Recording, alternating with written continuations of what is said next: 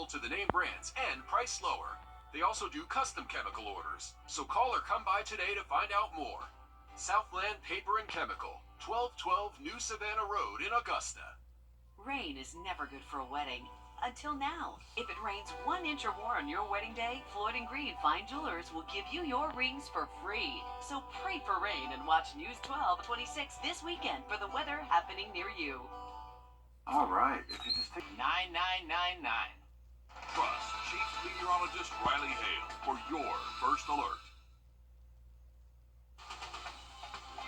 Live from Augusta, you're watching News 12 at 6 o'clock. They're beginning to lose hope they'll ever find their little girl's remains. She was buried in an Augusta cemetery 22 years ago, and that's raising questions about how cemeteries are held accountable. But first, Thompson's mayor says he's reached a settlement in a federal lawsuit against his business. News 12 first told you the story. We broke it last week, or a couple of weeks ago, and Hallie Turner's been trying to sit down with Mayor Benji Cranford to get some answers. She finally got that chance this week. Hallie's live in our newsroom with the latest on this lawsuit against Thompson's new mayor. Yeah, Richard, anyone who's met Benji Cranford would likely say he's not a man of few words, except maybe when it comes to this lawsuit. Before we talk about this interview, a quick recap of how we got here. We discovered Benji Cranford, his business, and members of his family were being sued. The newly elected mayor of Thompson boasted his business success during his recent campaign. I've made a good living in Thompson. I want everyone else to know that they can stay in Thompson and have a good living and be successful. But the bonding company backing CNH Paving says it's paid out more than $4 million to cover expenses run up by Cranford's business. At CNH Paving's main office, we didn't find Cranford, but found he did call the Thompson police on us. I sent the police over to you, Lee. Days later, we tried to catch up with the mayor at a work session, and again at a Thompson City Council meeting, where council members had questions of their own regarding town business. Y'all ready to adjourn the meeting? No, I have something to say. You don't have your chance. No, I can speak, sir. I can speak. That brings us to this week. After not showing up for a scheduled interview Tuesday, the mayor did sit down with us Thursday. We tried again to get his response to the lawsuit. Anybody can file I can file a lawsuit against you. If I could file a lawsuit against you for aggravating me with this, I probably would. A lawsuit don't mean I'm guilty of anything. Cranford says the lawsuit has been settled. He pointed to the Thompson newspaper where the lawsuit made front page news with the headline, "Mayor Downplays Legal Woes." Don't you think you should be able to talk with us about it? It's easy enough to just read it on that paper. Cranford's campaign website states at its pinnacle, his paving company employed nearly 400 individuals, making a significant impact on the local job market. Not on CNH, it should have been on there. But if it was, no, it ain't no four. It was 400 employees on the website. I ain't never even looked at that website. I'd look at it and see. Okay. That might have been a misprint. 400. Daggone. The lawsuit says Cranford came into financial troubles during COVID. He has numerous contracts with Georgia Department of Transportation for millions of dollars. We don't know the status of those state projects yet. How'd you find that lawsuit? That's my job. You ain't doing very good if you can't get the answer. Sorry to say. Not being mean, just being truthful. At last check, court documents do not show a settlement has been reached. Cranford's attorney, John Bell, says the settlement is a long process and they're keeping everything confidential until it's complete. As the interview wraps up, Mayor Benji Cranford turns to his own camera person with these words. God didn't make no they're all self-made. Now, News 12 has requested the public documents from Georgia DOT to see just how many projects taxpayers are supporting Cranford's paving company. Hallie Turner, live in our newsroom. Hallie, thank you for that follow-up. To weather now as we send things over to First Alert Chief Meteorologist. We'll look at that weekend for you in just about 10 minutes. Thank you, Riley. We're learning more about one of several deputies arrested and fired after incident with Richmond County inmates back in 2022. Meredith Anderson has been covering this case for us all week long. Daniel Diversa just fired this week for that incident back in 2022, and now we're learning documents say he was charged with a DUI last July. We've learned that arrest happened around 2:30 on July 9th in Columbia County. The ticket from the Georgia State Patrol says a DUI test was done, but he refused a blood test. Diversa was still employed as a Richmond County deputy after that arrest and most recently assigned to the jail. The DUI arrest happened a year after the incident involving deputies' use of force in the jail. The remains of baby Jada Pickman are still unaccounted for. Jada was 6 months old when she died 22 years ago. She was buried here in Augusta. But since then, her parents decided to have her body cremated. The cemetery says because of the passage of time, they can't find her body. Now the Secretary of State's office is also investigating. Sydney Hood is here in the studio with an update. When you think of the Secretary of State's office, you might think of an elections. Well, their investigations division looks not only at elections, but therapists, cosmetologists, cemeteries, and that's to name a few. They have about 50 people on staff in this division. That's inspectors and investigators. Now, there's not much they could tell us about their current investigation into Hillcrest, but it's a first on their radar, at least within the last 5 years. And it took 2 grieving parents to get us here and fight for answers. We've often heard that cemeteries serve the living more so than the dead. The quietness, the calmness. In a way, it brings us peace. I try hard to remember that day 22 years ago, but it's impossible to. It's impossible to retrace my steps and say, where did I go out here and walk? Somewhere out here, he buried his baby girl Jada.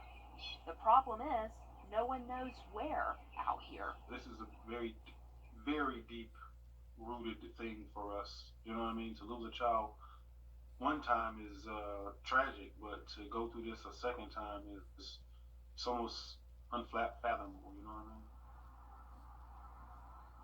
We didn't want this to happen, you know what I'm saying? But it feels like, did we bring this on ourselves? You know what I mean? Is this something that we could have avoided? They'll probably never know an answer to that. I just feel disrespected, you know what I mean? It'd be one thing to say, hey, maybe we made a mistake and let us help you, you know, kind of come to a resolution or find some closure to this. But instead, it's like, let's just not address it at all. They don't want this to blow away.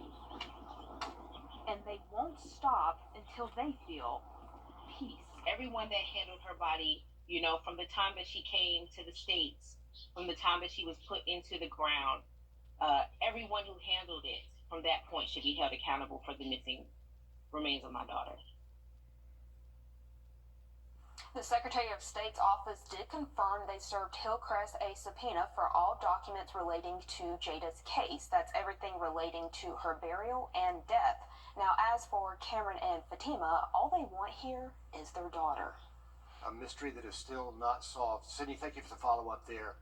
A federal hate crime trial set for Tuesday for a man charged in the 2019 killing of a transgender woman in Allendale County. Wrdw is the suspect in the murder of a transgender woman named LaDime Doe. If convicted, Wrdw could face life in prison. Taking a live look now at the state line, where starting tonight at 10 o'clock, the right lane on I-20 eastbound heading towards South Carolina will be closed until tomorrow morning at 8 o'clock. This is from mile marker 201 in Georgia over to the South Carolina Welcome Center. And during this time, the right shoulder, they say, could be impacted as well as crews get ready to open those new eastbound bridges. So maybe this is all a sign of progress for that big construction project at the state line. You know, there aren't many people from Augusta who can say they've flown in space, but Susan Kilrain has done it twice. She's a space shuttle pilot, an astronaut, and a Navy test pilot before that. Can any training prepare you for the next 5 minutes that you're about to experience right there? Well, they do a pretty good job training the launch. The centrifuge shows you the G-forces that you're going to experience, and the simulators show you what's going on and all the possible malfunctions that can happen. And people ask me, were you scared? Were you nervous? What were you thinking? What was going on in your head? And to be honest, I was busy. As the pilot, I was busy. She had her hands full and has some great memories. Not many people have Space Shuttle pilot on their resume. You can catch our full interview Sunday morning on News 12 at 6 a.m. and again at 7 a.m. and online after that. We appreciate her stopping by today. It is a growing need in Aiken. Up next, how the community is coming together to help fill the pantries in a lot of homes. And we're going to go from highs near 70 to highs only in the 50s for the weekend. We'll have that full forecast coming up. Time and winds and temperatures just going to be a little bit cool up at Clarks Hill. Looking past the weekend, heading into next week, we do have temperatures warming right back up. So for our President's Day, highs in the low 60s and then getting close to 70 by next Wednesday and Thursday. Thank you, Riley. You know, a lot of people in the area are just a paycheck away from going hungry. Community members say the struggle to put food on the table is real in Aiken. Taylor Martin shares how different leaders are teaming up to fight food insecurity there. Cheryl Cummings has known what it means to give back since she was a little girl growing up in Aiken. I always love to give back. I know that there are people that need food, and we want to make sure that they get the food that they need. It's what gave her the idea to hold a food distribution in Aiken 3 years ago. And in 3 years, she says the need has only grown. But when we first started, we had about 100 participants in this food distribution. Last year, we had about 150 to 175. Today, we know it's well over 200 people. Through partnership with Golden Harvest, Acts of Aiken, the Department of Public Safety, and the Black Historical Committee of Aiken, hundreds of people received an assortment of meat, non-perishable foods, and potatoes, which all ran out within the first hour. I was very surprised. I was helping out with the potatoes, so the potatoes got lost very quickly. Organizers say feeding those in need is all about partnerships, just like what you see today. But that's what it's all about. Collectively, we're all coming together to meet the need, because it prevents a lot of our individuals and families from having to make difficult decisions of what they give up in order to put food on the table. Breaking down food insecurity year after year. Reporting in Aiken, Taylor Martin on your side.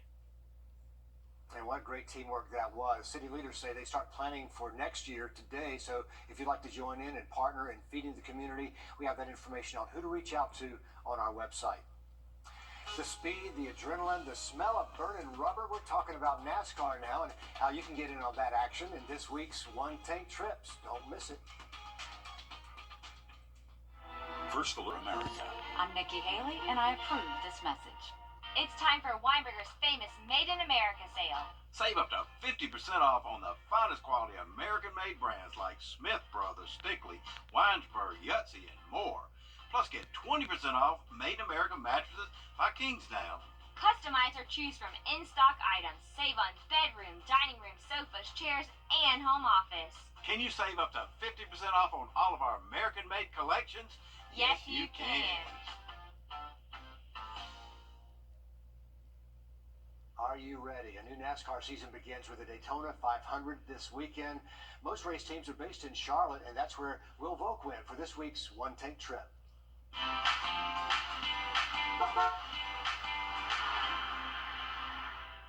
We tell the story of the history of NASCAR, where it came from, but we also tell the story of what the sport is now. Kevin Sleazer helps tell those stories. He helped get thousands of artifacts and dozens of cars into the NASCAR Hall of Fame. We bring them in temporarily, so we borrow them, and then we give them back. And while that seems like a challenge, we think that's really cool because it gets us to change the exhibits out regularly so that there is always something new to see. In the Hall of Honor, they have real cars used by this year's inductees. That's the heart and soul of the building, is to honor those inductees, those that have reached the pinnacle of the sport. But we also really wanted to give our guests a hands-on experience about what NASCAR is. They show you what it's like competing in a race. Professional pit crews can do a pit stop in 10 seconds. I can too. If I speed up the video a lot, in reality, I'm probably getting fired with that time. Get out of the way! You can also try racing against other people on a simulator. The key to my race was just avoid all the slow cars and crashes. And that's enough to win. First place for Will. Time to celebrate. In victory lane, Will Volk on your side. I guess it works to say, get out of the way. Maybe it'll work with NASCAR too. Will, thank you. They do have a theater as well. They plan on having a watch party for the Daytona 500 coming up Sunday. What a cool place to watch the race. General price for adults to get in is $27. sideline. Between the second round of the South Carolina playoffs and multiple region championships on the line tonight, we've got a full slate of high school basketball action across the two states. Let's head over to Josie High School, where Alyssa Lyons is joining us live as she helps us get ready for two huge region championship games tonight.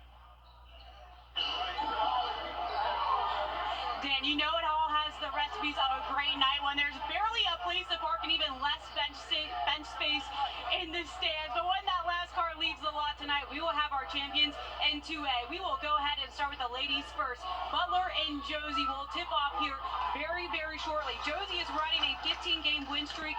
18 of their 24 wins came in double digits. One team you can't count in that mix is Butler, though. The Lady Bulldogs are known for pushing games until that final buzzer. They did it last time against the Eagles, falling by 3. Butler is on a high right now after beating a difficult Thompson team yesterday. If there is one thing 2A teams learned this season, though, don't sleep on the Bulldogs. On the boys' side of things, they were the only team to beat Westside twice. Last night, the Patriots evened the series between the two. And if history has told us anything when it comes to Westside, they respond in critical moments. Tonight is no exception. You know, we're kind of standing on the shoulders of the last year's team and the team before that, so it will solidify them as champions. Of course, you know, you got Marco and Doss, you know, who played on those two team heavy minutes, but it allowed this team here to put their stamp in Westside books.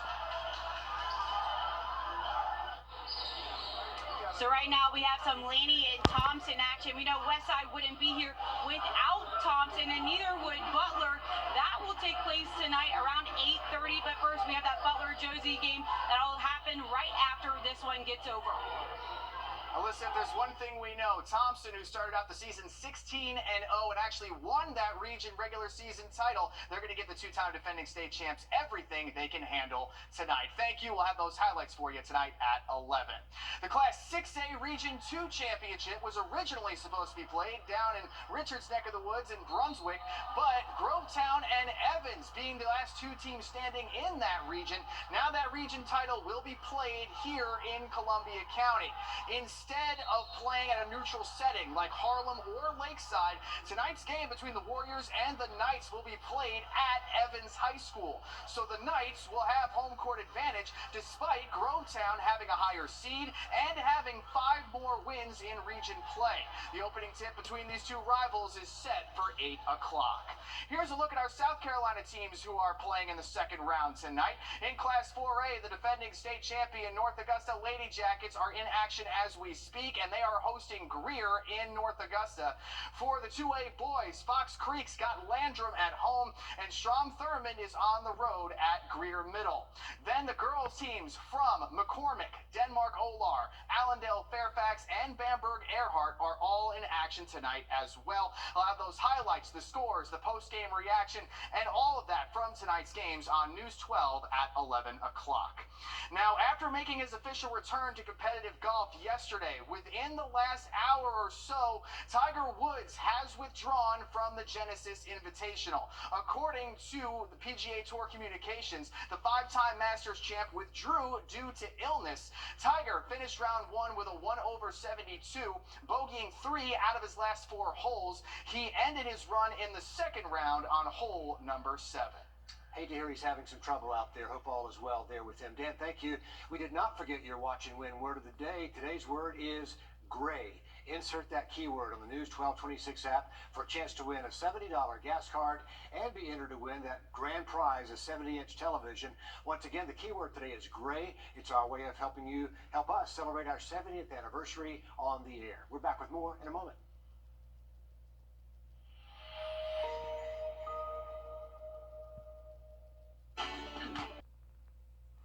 Well, our pollen count has been running a little bit high, and it is a little bit early in the year for us to be having to worry about this, but the warm air has definitely brought out the tree pollen out there, so juniper, elm, and adler trees are currently the worst culprits out there. That will go down, though. By the time we get to Sunday and next week, cooler temps and a little bit less wind should help bring that down. But we have cooler temps for the weekend, but warming right back up next week. We are live again at the top of the hour on 26 News. If we don't see you there, we'll meet back here for News 12 at 11. Have a great night.